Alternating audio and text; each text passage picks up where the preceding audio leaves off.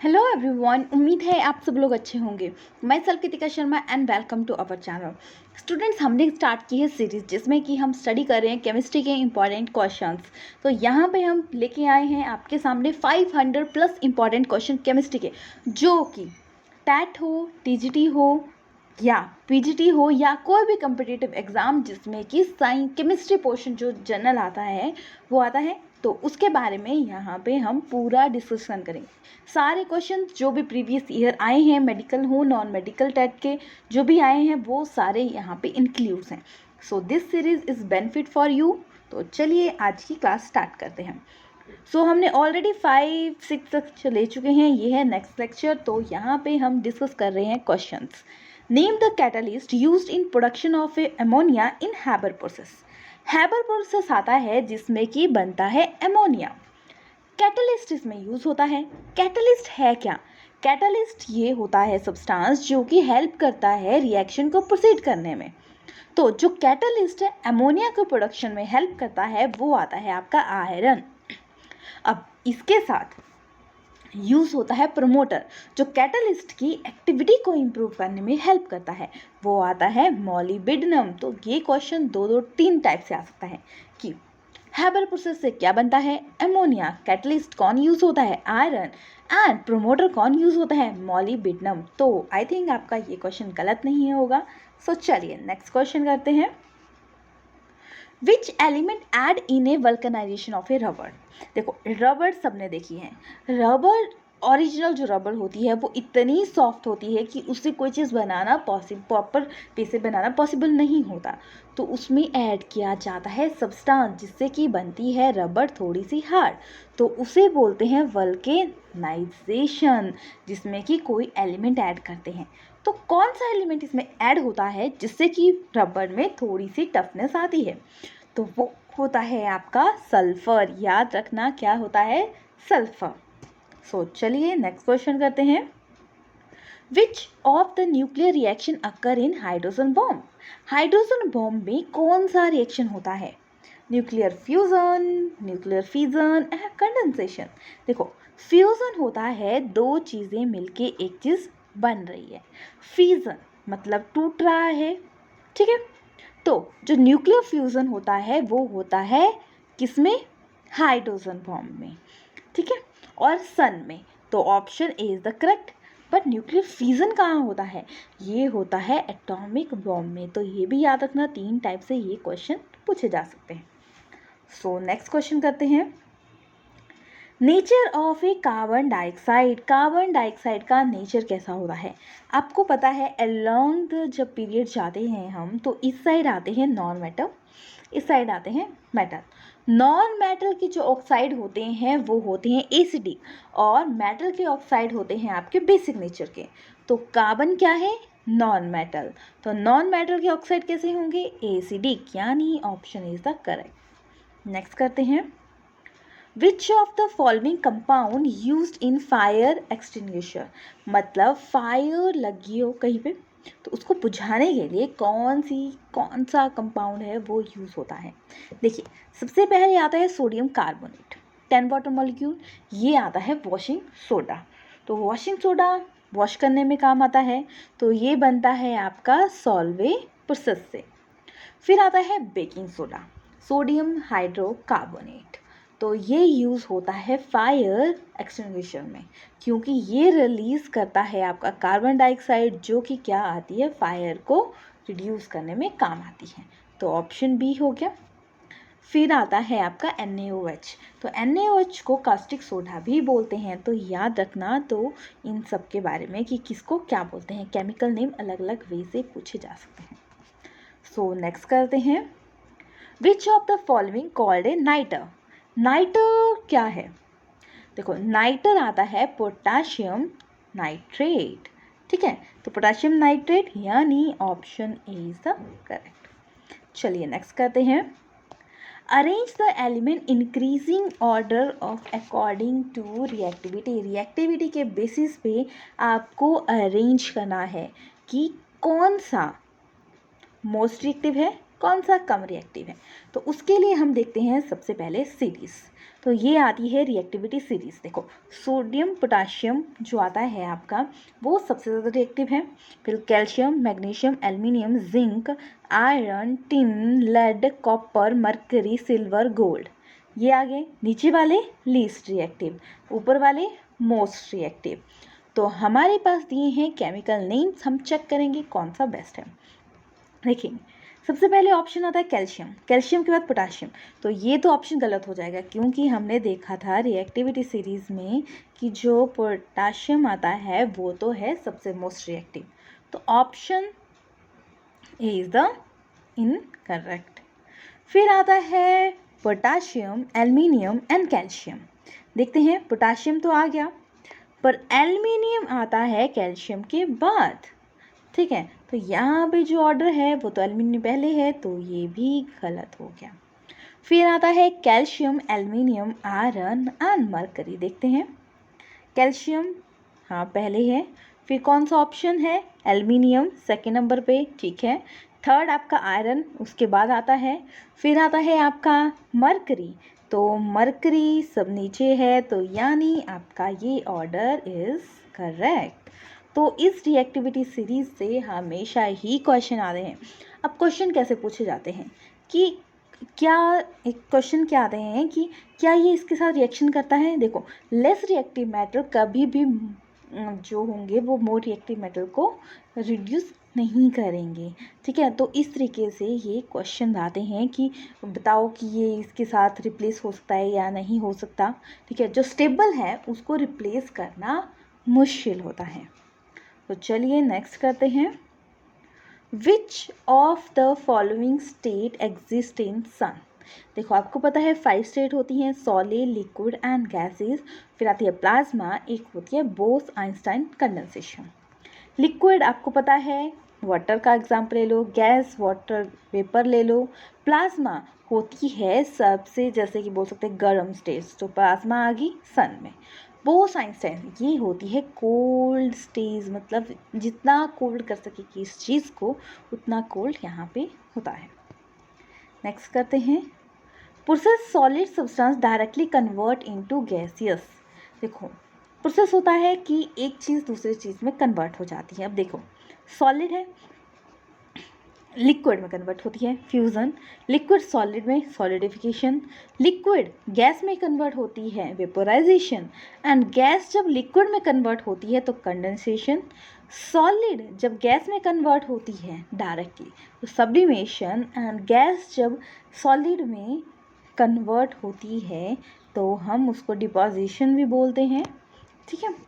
तो इसमें सब्लिमेशन ही लिखा है।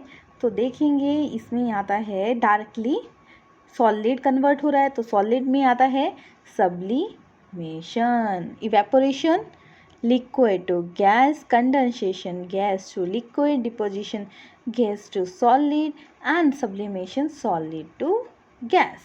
तो ये चीज़ याद रखना, बहुत बार क्वेश्चन आता है। Next method use to separate a cream to milk. Milk से क्रीम निकाली जाती है किस मेथड से, सेंट्रीपिटल से, सेंट्रीफ्यूगेशन से, या क्रोमेटोग्राफी से, या डिस्टिलेशन से। देखो centripetal and centrifugal force, centripetal force जो होती है वो लगती है इनवर्ट के साइड, ठीक है। तो जैसे कि आप बोल सकते हो सेंट्रीपिटल वहाँ हुई जैसे कि चार स्विंग कर रहे हैं, driving around a circular path, ठीक है, लूप ऑफ रोलर कोस्टर, तो ये सेंट्रीपिटल का एग्जाम्पल हुए। फिर आता है सेंट्रीफ्यूगल जो कि लगती है मशीन्स में, वॉशिंग मशीन्स में, एंड आपकी क्रीम को निकालने में, ठीक है। क्रोमेटोग्राफी आपको पता है कलर्स को सेपरेट करने के लिए यूज़ होता है। डिस्टिलेशन फिल्ट्रेशन प्रोसेस आता है जिसमें कि दो लिक्विड्स को अलग किया जाता है। तो मेथड क्रीम निकालने का वो आ गया सेंट्रीफ्यूगेशन, यानी option b is the correct. Next करते हैं।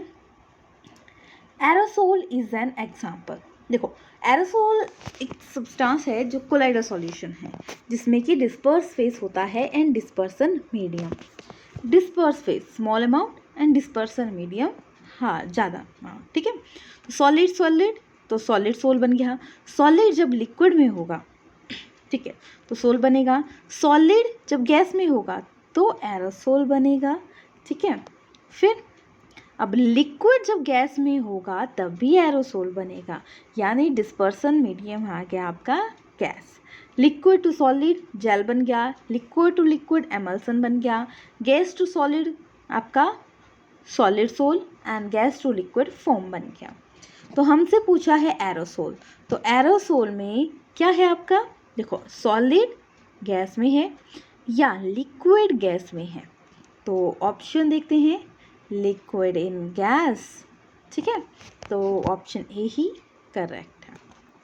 चलिए नेक्स्ट करते हैं, word mole is introduce by. जैसे कि किसी मोल क्या है, किसी चीज़ को मेज़र करना हो तो एक फिक्स क्वांटिटी होती है, तो मोल वर्ड यूज़ किया गया किसी चीज़ को फिक्स क्वांटिटी को क्या करने के लिए, उससे निकालने के लिए। जैसे कि एग्जैक्ट, जैसे कि 1 kg में 1000 ग्राम्स होते हैं, तो वैसे ही 1 मोल एटम में कितने, एक जो एटम तो उसमें कितने पार्टिकल्स होते हैं वो निकाला गया। तो इसके बारे में किसने बोला, देखो रॉबर्ट बॉयल्स ने, इन्होंने एलिमेंट के बारे में बोला था 1661 में। फिर लेवोसियर, इन्होंने डिफाइन किया था एलिमेंट्स के बारे में 1743 से 94 तक। विलियम ओसवाल्ड थे जिन्होंने मोल की वैल्यू डिस्कवर की थी, तो option c is the correct. Moseley थे जिन्होंने पीरियोडिक टेबल के बारे। नेक्स्ट आता है आपका calcium and argon is example of. देखो कैल्शियम का आपका एटॉमिक नंबर आता है आपका कितना आता है 20 एंड मास नंबर आता है 40। आर्गन का भी क्या आता है 18 atomic number and 40 mass number. अब देखते हैं ये वेरी कैसे करता है। देखो आइसोटोप्स क्या होते हैं, सेम एटॉमिक नंबर पर डिफरेंट मास नंबर, पर मास नंबर सेम है, ये नहीं होगा। आइसोबार, आइसोबार में होता है different atomic number but same mass number, यानी ये एग्जाम्पल है आइसोबार का। चलिए नेक्स्ट भी देख लेते हैं। सी आइसोटोन्स, आइसोटोन्स में होता है, इसमें आते हैं same number of A neutron. और आइसोमर, आइसोमर होता है same molecular formula but different in arrangement, तो ये याद रखना। चलिए नेक्स्ट करते हैं, रिडक्शन इन्वॉल्व। रिडक्शन में क्या होता है, देखो रिडक्शन में होती है एडिशन हाइड्रोजन की इलेक्ट्रो, देखो हाइड्रोजन क्या है इलेक्ट्रोपॉजिटिव एलिमेंट की एडिशन हुई, एंड रिमूव हुआ oxygen and electronegative element positive element. ठीक है, इलेक्ट्रोनेगेटिव एलिमेंट रिमूव हो गया और इलेक्ट्रोपॉजिटिव तो ऐड हुआ। गेन करता है इलेक्ट्रॉन एंड डिक्रीज करता है इसका ऑक्सीडेशन नंबर। तो देखिए इसमें कौन सा ऑप्शन आ गया, लॉस ऑफ ए इलेक्ट्रॉन, ये तो ऑक्सीडेशन है, इंक्रीज ऑक्सीडेशन नंबर ये ऑक्सीजन ऑक्सीडेशन है, एडिशन ऑफ ए ऑक्सीजन ये भी ऑक्सीडेशन है, तो रिडक्शन होगी गेन ऑफ इलेक्ट्रॉन, यानी ऑप्शन इज द करेक्ट। चलिए नेक्स्ट करते हैं, which of the following element does not show A disproportionation tendency. Disproportionation tendency अगर हम ऑक्सीडेशन नंबर के टर्म में देखें तो एक एलिमेंट के कितने प्रोपोर्शन में उसकी टेंडेंसी होती है, मतलब कितनी उसकी ऑक्सीडेशन स्टेट हो सकती हैं, उस बेसिस पे इसको बांटा गया है। तो सबसे ज़्यादा किसकी हो सकती हैं, जिसमें जो कि ज़्यादा बड़ा साइज़ होगा, और सबसे छोटा साइज़ होगा उसकी डिस्प्रपोर्शन सबसे कम होगी। तो इसमें आता है फ्लोरीन सबसे कम, तो यानी फ्लोरीन की डिस्प्रपोर्शन सबसे कम होती है या नहीं होती। सो नेक्स्ट क्वेश्चन करते हैं, ortho and para hydrogen differ in, किस वे से डिफरेंट है। ऑर्थो, दो टाइप्स के हाइड्रोजन हो गए, ऑर्थो मतलब एक साइड को इसकी स्पिन है, और पैरा मतलब डिफरेंट अपोजिट डायरेक्शन में इसकी न्यूक्लियर स्पिन है, तो option D is the correct. Next करते हैं, which of the following most stable, ये कार्बोनेट्स हैं, barium carbonate, magnesium carbonate, strontium carbonate and calcium carbonate. तो देखो डाउन द ग्रुप जाए तो थर्मल स्टेबिलिटी देखी जाए तो डाउन द ग्रुप डिक्रीज करती है, और सबसे जैसे कि ऊपर होगा तो वो सबसे ज़्यादा होगा। तो बेरियम, मैग्नीशियम, स्ट्रोंशियम, कैल्शियम ये तो आते हैं आपके किस ग्रुप के, ग्रुप 2 एल्केलाइन अर्थ मेटल के। तो सबसे पहले क्या आ गया बेरियम, तो thermal stability down the group decrease हो रही है, तो barium carbonate is a most stable, यानी option is the correct. Next करते हैं, which of the following carbocation is a least stability. अगर कार्बोकैटायन का देखा जाए तो जितने ज़्यादा एल्काइल ग्रुप होंगे उतनी ज़्यादा स्टेबिलिटी होगी। तो मिथाइल में सबसे कम एल्काइल ग्रुप होते हैं तो इसकी होती है लीस्ट स्टेबिलिटी। ठीक है, नेक्स्ट करते हैं, in the Dumas method for the estimation of a which gas. Dumas method होता है, इसमें एस्टिमेशन किस एलिमेंट की जाती है, किस गैस की जाती है, तो वो होती है नाइट्रोजन की, यानी option a is the correct. Next करते हैं, ethylene react with Baeyer reagent to give, क्या देता है, इथाइलिन है, बेयर रिएजेंट क्या होता है, बेयर रिएजेंट होता है एल्केलाइन पोटाशियम पर मैग्नेट KMN, ठीक है, KMnO4। तो ये आ गया आपका पोटाशियम पर मैग्नेट।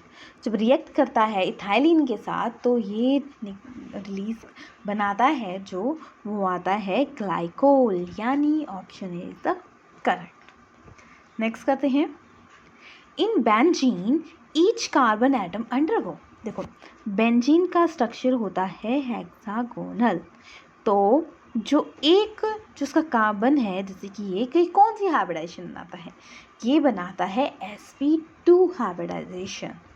तो option a b is the correct. ठीक है, नेक्स्ट करते हैं, which of the following is the most acidic. Most acidic कौन होगा, जिसमें कि हाइड्रोजन आयन होंगे, ठीक है, वो एसिडिक होगा। तो इथाइलिन जो इथाइल है वो आपका आता है सबसे ज़्यादा एसिडिक, यानी option c is the correct. चलिए नेक्स्ट करते हैं, chemical formula of a hydrolith. Hydrolith ये क्या है, ये है आपके ग्रुप 2 के जो इसमें एग्जाम्पल है, जैसे कि ये जो है बेरियम हाइड्राइड्स, तो ये क्या है, हाइड्रोजन के साथ बना रहे हैं इन्होंने बॉन्ड, तो हाइड्राइड्स हुए। तो हाइड्रोलिथ कौन सा हाइड्राइड्स हुआ, तो वो आता है आपका कैल्शियम, ठीक है, कैल्शियम हाइड्राइड। तो option b is the correct. तो कैल्शियम जो हाइड्राइड आ गया, इसको बोला जाता है हाइड्रोलिथ। नेक्स्ट करते हैं, beryllium exhibit a diagonal relationship with. Beryllium, देखो आपको पता है हर जो आपका ग्रुप है उसका जो फर्स्ट मेंबर है उससे वेरी करती है उस अगले मेंबर की, जो उसके लॉन्ग द जॉन दो ग्रुप जाते हैं तो उसकी वेरी करती हैं। बट जो बेरिलियम है उसकी जो डायगोनल रिलेशनशिप है, यानी अपोजिट साइड को देखा जाए तो होता है उसमें स्टेबिलिटी, मतलब उसकी प्रॉपर्टी सिमिलर होती हैं। तो बेरिलियम की किसके बराबर है, तो देखेंगे लिथियम की मैग्नीशियम की है, बेरिलियम की एल्युमिनियम की है, बोरोन सिलिकॉन है, कार्बन फॉस्फोरस है। डायगोनली मतलब पीरियड 2 से 3 तक डायगोनल जो रिलेशन सिमिलर प्रॉपर्टीज़ होती हैं वो बताया गया है। तो बेरिलियम की क्या आ गई, एल्युमिनियम के साथ, यानी option b is the correct. चलिए नेक्स्ट करते हैं, which of the following present in a portable cement. देखो सीमेंट बनाने के लिए कौन सी चीज़ इसमें से यूज़ की जाती है, तो जो पोर्टेबल सीमेंट होता है उसमें होता है कैल्शियम ऑक्साइड यूज़, यानी option b is the correct. इसे हम बोलते हैं क्विक लाइम। ठीक है, क्लियर हो गया। तो आपको पता है जो हमने सीरीज स्टार्ट की है इसमें हम 25 क्वेश्चन डेली कर रहे हैं, तो ये आपको पूरा हम जब तक 500 क्वेश्चन नहीं करते हम कंप्लीट करेंगे इस सीरीज़ को। सो अब आपको क्या करना है, अगर आपको वीडियो अच्छी लगी हो तो लाइक करना है, शेयर करना है, सब्सक्राइब करना है, ताकि आपको नोटिफिकेशन मिल जाए। और आपके लाइक एंड शेयर हमें और मोटिवेट करते हैं बेटर काम करने के लिए। Thank you for watching.